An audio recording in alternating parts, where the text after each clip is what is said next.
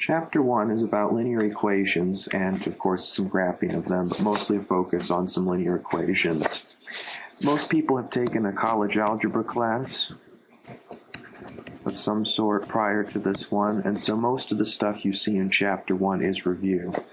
Some of the main things you want to get out of Chapter 1 is a little bit of a bigger idea as what we mean when we say linear equations in mathematics.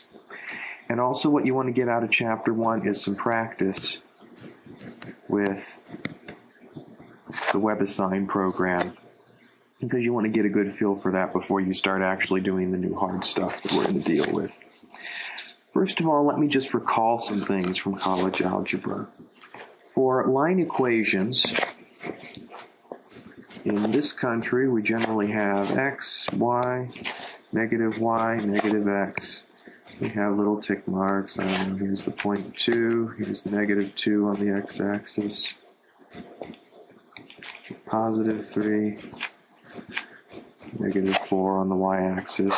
And so I can pick, particular points. And this point would be the point 1 comma positive 2, where this is my x value and this is my y value.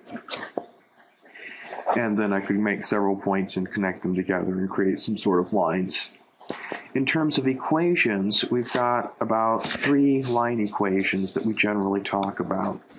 The most familiar is called slope-intercept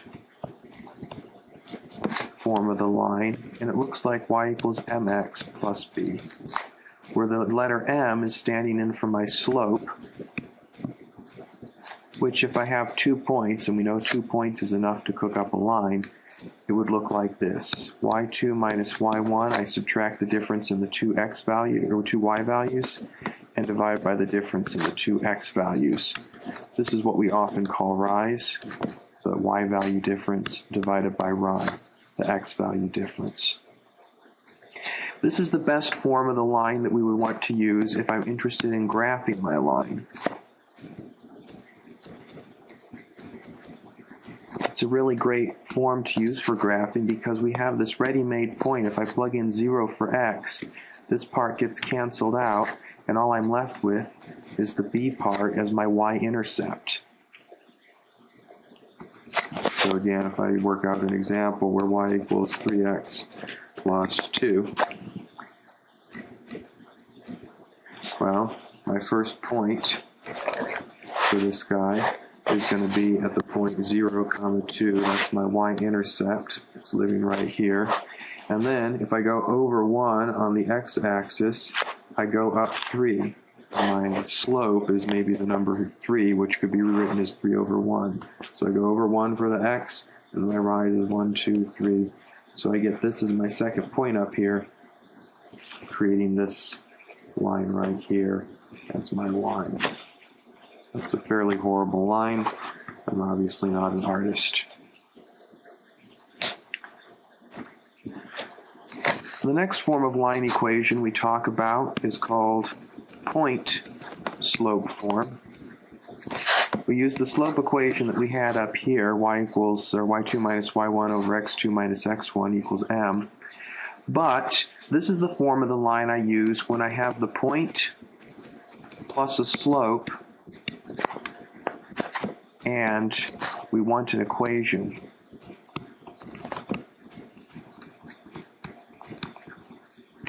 If I want to cook up an equation, I do y minus y1 equals m, parentheses, x minus x1.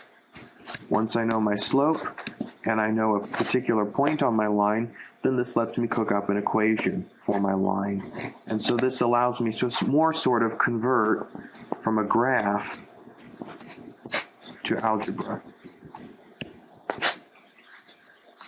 So in college algebra, we started this idea, and part of this linear stuff that we're doing is this idea that I can transition from equations to a picture, and in that way I would use slope-intercept form most likely, but I can also go from the picture back to an equation, in which case I would be using slope-intercept form, or point-slope form of the line. The last line equation format is called standard form. And And we're going to do this when we're going to do mostly the type of linear algebra that we're talking about in this class, which, I don't know, we call it Math for Business and Social Sciences People and Managerial Sciences Part 1. And you've already heard about my ideas of what this class is in the introduction to the course. But the standard form of the line generally looks like this, where I've got some constant a times x plus some constant b times the y's, and all of this is equal to some constant c. Notice maybe with my lineup here that I've just had, y equals 3x plus 2, I can convert this by subtracting 3x off both sides into standard form, where 3 would be my a letter, and of course this constant hidden 1 would be my b, and the number 2 here would be my c. So you can convert all these forms doing basic equation algebra back and forth between each other.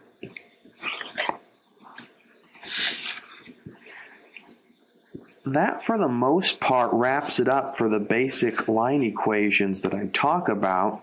From there, we've got a couple other things that we discuss.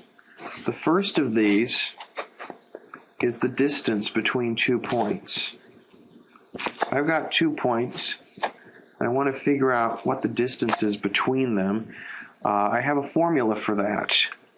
And since I've got a little bit more time in this online format, I wanted to actually convince you the way I'm going to find the distance between 2 points is I'm going to use the Pythagorean theorem.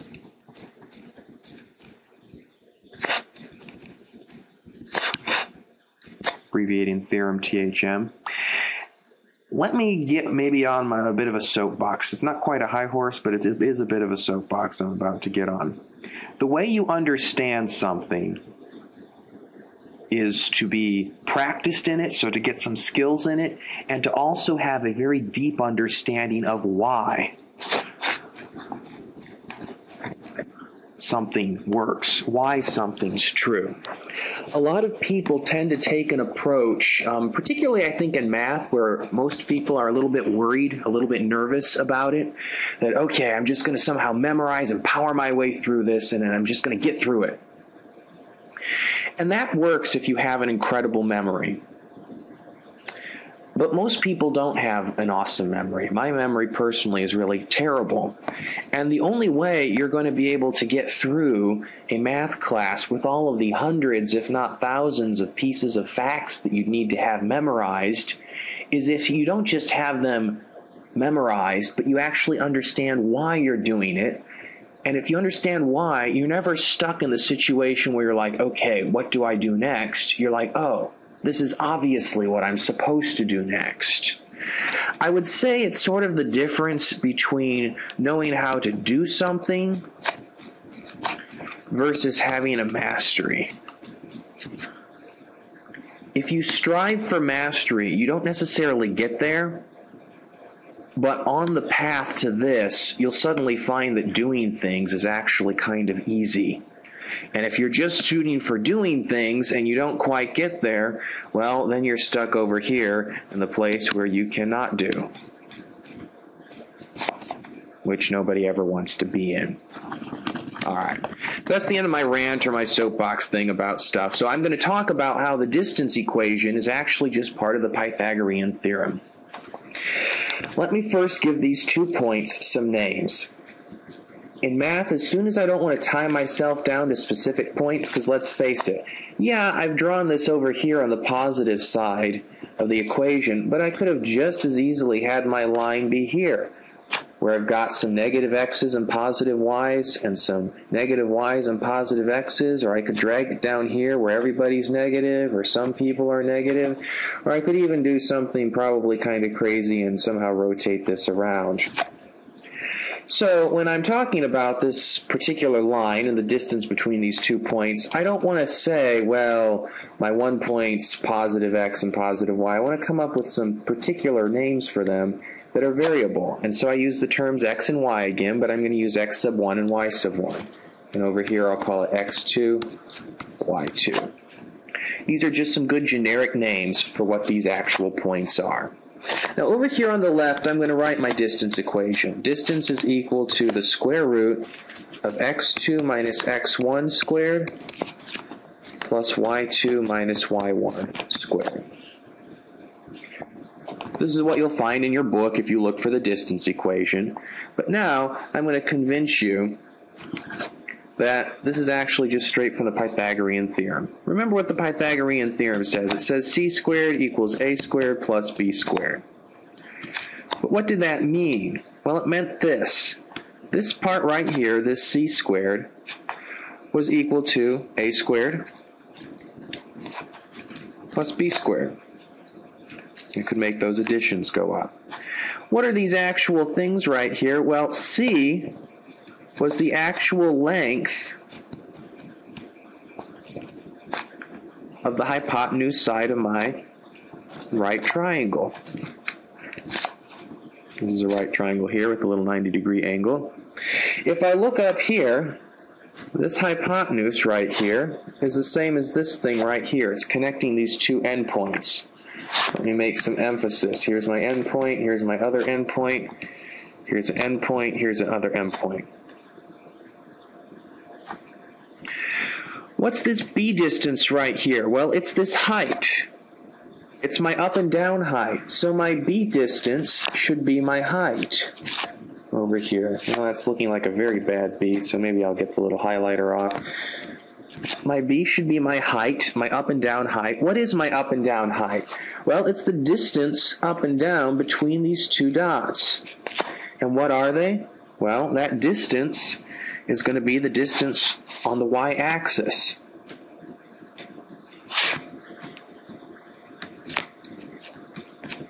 How do I find the distance between 2 points? Well, I subtract them, and that's exactly what this is right here. So as I start to rewrite my Pythagorean theorem, what I really have is c squared equals a squared plus, and I don't have b squared anymore, because I've just said b is really the difference between these 2 points. So I write them as the difference between those 2 points. The exact same thing happens in A. A is my x-axis distance. It's my left and right difference that's going on here. And again, if I've got my 2 points going on here, I've got my x1 point, I've got my x2 point, and the difference between these 2 points is going to be the straight line distance here. So again, I rewrite my Pythagorean theorem. A squared is not a squared anymore. Instead, it's x2 minus x1 squared. Now I just take the square roots of both sides. When I take the square root of the left side, it's called c. On the right side, I do get this plus or minus when I take the square root. That always happens when you take square roots. However, I'm talking about distance formula that I'm trying to find, and we all know that negative distances don't really make sense. So I get rid of the minus and just talk about plus. I don't ever really discuss plus. I mean, I don't normally write positive 3. We just call it 3. The last step is to take this c and change it to a d because I'm talking about distance. And that's how you cook up the distance formula from the Pythagorean theorem. So now I've got some line equations. I've got my distance formula. The last thing to talk about to sort of intro Chapter 1 properly is 2 more sets of formula ideas and then some basic thoughts, maybe the philosophy behind how you want to approach this chapter mentally. Once I've got distance, you want to start thinking about circles, because circles are rather cool. If I have a point here, and then I cook up a radius, and then I spin that radius around that point, all the points on this outside circumference of the circle are an equal distance away from the point in the center. That's the whole idea of a circle. So the circle equation is going to be something a lot like the distance equation, which means, again, it's going to look a lot like the Pythagorean theorem. So let me take my distance equation, which we cooked up from the Pythagorean theorem, x2 minus x1 squared plus y2 minus y1 squared. And let's start talking. Well, on a circle, I don't call distance d, I call distance r. Because I talk about this not as a distance from the center point to the edge, but I talk about it as the radius. So I'm not going to say d anymore. I'm going to say r equals the square root of x2 minus x1 plus y2 minus y1. And then, what do I've got next? Well, for my circle, what am I trying to do? I'm trying to, in a circle equation, describe to you some random points on this outside edge of the circle.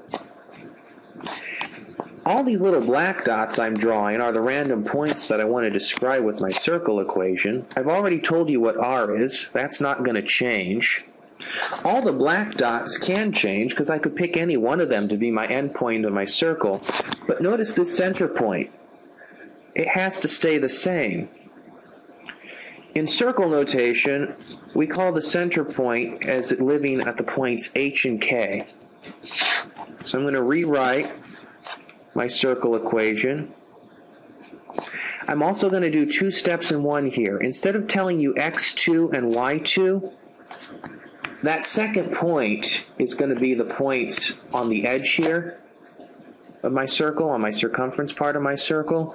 So let's not call them x2 and y2. I want to call them the actual x and y coordinate points that I've got. So I've got x minus x1 maybe, and y minus y1.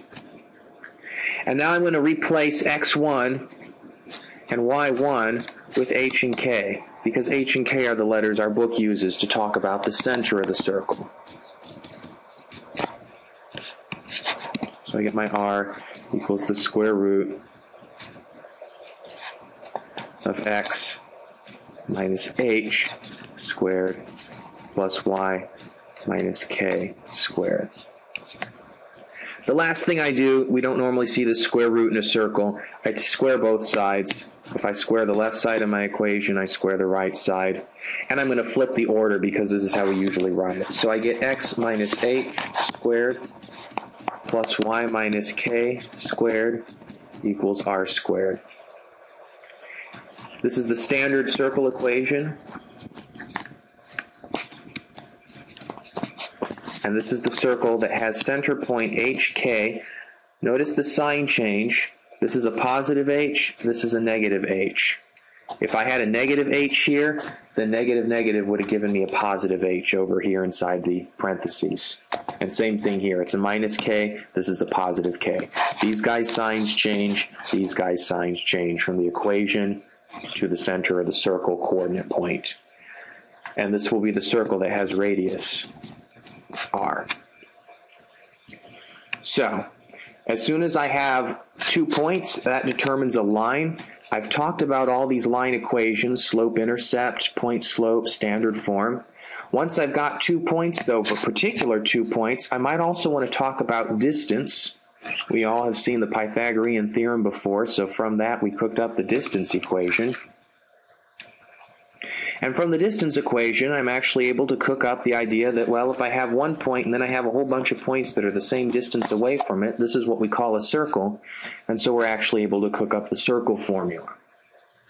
What I'm really trying to sell you on here is that you don't have to memorize the Pythagorean theorem, the distance formula, and the circle equation. Instead, you just have to understand what the Pythagorean theorem's really talking about, and then the distance equation and the circle equation sort of fall through. This is an overly simplified example, but this is what I mean when I say you want to know why. You want to know how. You want to understand the deeper meaning underneath, and if you understand that deeper meaning, you can sort of cook up the answer on your own instead of having to memorize lots of stuff. And the cool thing is, unlike forced brute memorization, if you understand why and how, in the process of going through this video and working out for yourself and mastering on your own why Pythagorean theorem is distance and circle equation, you'll actually understand so much about these equations that any of the homework problems I give about saying, oh, find all the points that are a distance of 3 from the center and have an x-coordinate of 5, you'll be able to do that no sweat. All right. Before we break into Chapter 2 in the next video, let me just point out one last thing about lines. For some lines, there's two special cases of lines. I can have lines that are parallel, and I can also have lines, as we've just seen with our right triangle, that are perpendicular. And lines that are parallel and perpendicular have some nice slope properties. And here they are. Lines that are parallel, the two slopes are going to be equal to each other. For lines that are perpendicular, we have two equations. They mean the same thing. If I already know the slopes of my two lines, I'll say this. If I multiply the two slopes together,